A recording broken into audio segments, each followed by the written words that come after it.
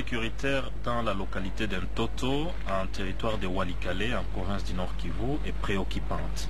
Pourquoi? Parce que cette localité vient de tomber. Cette localité vient de tomber entre les mains de Maïmaï, un groupe de Maïmaï qu'on appelle Maïmaï Kifuafua. Et cela fait suite à un retrait des militaires FARDC qui étaient déployés là-bas.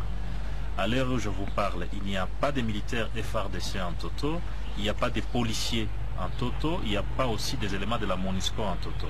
Étant donné que c'est un groupe Maïmaï qui occupe cette localité importante de plus de 1000 personnes, il y a risque d'exaction, raison pour laquelle j'essaie de sonner l'alarme, de signaler l'absence de l'armée dans cette partie, étant donné que les soucis de nous tous doit être le rétablissement de l'autorité de l'État.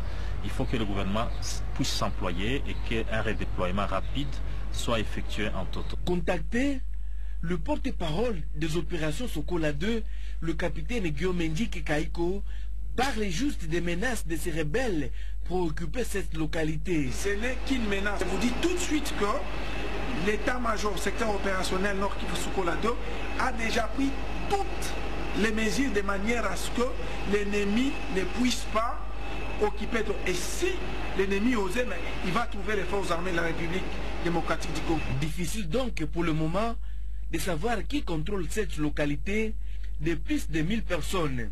Toutefois, le porte-parole des opérations Sokola 2 reconnaît que le FARDC se sont retirés de la dite localité pour aller concentrer leurs forces dans les milieux où les populations sont en insécurité.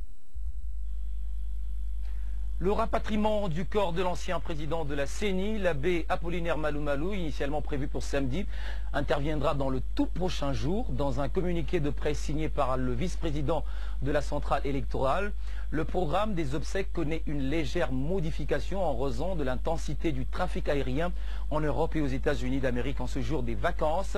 En attendant, un livre de condoléances est ouvert de 9h à 17h au siège de la CENI sur le boulevard du 30 juin. Les différentes personnalités qui se sont succédées à la CENI se sont réunies cette semaine pour préparer les funérailles de leurs anciens collaborateurs. On les écoute. Bon, d'abord, c'était un ami. Sa perte est une très grande perte. Ce qui est à retenir, c'est remerciable le vice-président de l'initiative. Malou Malou était le pionnier.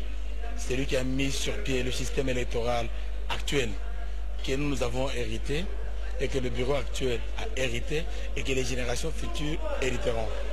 Parce qu'il a dû définir comment les élections peuvent se passer ici. Et ça, nous devons être reconnaissants.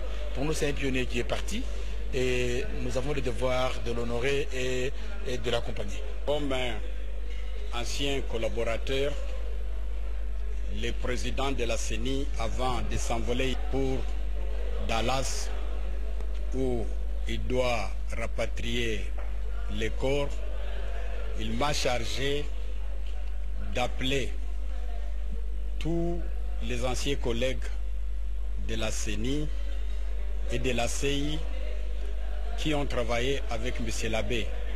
C'est pour cette raison qu'aujourd'hui, nous avons appelé les 21 membres de l'ancienne CI, les 7 du bureau de la CENI et les 13 membres aujourd'hui pour que nous puissions garder une pensée pieuse et prier pour l'âme de notre président, l'abbé Apollinaire Malou Malou, et montrer au monde que cette maison de la démocratie ne fait pas de guerre, de succession et de changement. Unis nous tous, nous l'avons démontré parce que l'équipe Malou Malou de 2003 jusqu'à 2011 était là, l'équipe Moulunda était là, encore l'équipe Malou Malou était là et l'équipe Corneille était là. L'actualité sur le continent, au Soudan du Sud, les combats ont repris ce dimanche à Djouba, la capitale, entre les forces régulières et les ex-rebelles, 2 jours après les affrontements qui ont fait plus de 150 morts. Cette situation ternit le 5e anniversaire de l'indépendance de ce jeune pays du monde, enlisé dans la guerre civile malgré un fragile accord de paix. Information livrée par la mission onusienne au Sud-Soudan sur son compte Twitter.